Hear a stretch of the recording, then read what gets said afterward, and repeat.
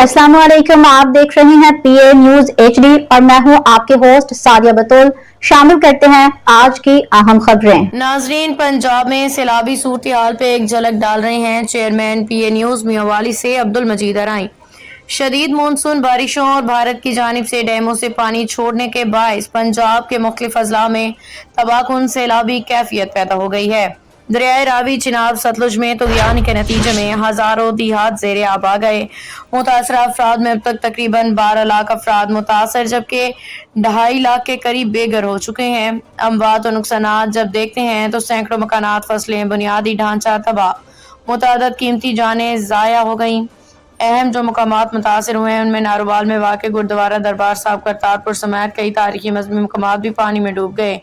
हुकूमती इक़दाम किए जा रहे हैं। वज़ीर आला की हिदायत पे मुतासरा अजला में फ़ौज, रेस्क्यू 1122 PDMA के दस्ते रिलीफ और रेस्क्यू कार्रवाइयों में मसरूफ़ हैं। नकल मकानी के लिए जब देखते हैं तो 1 मिलियन से ज़ायद अफराद को महफूज मकामात पर मुंतकिल कर दिया गया। आरज़ी कैंप कायम कर दिए गए हैं। पंजाब को हालिया तारीख के बदतरीन सैलाब का सामना है।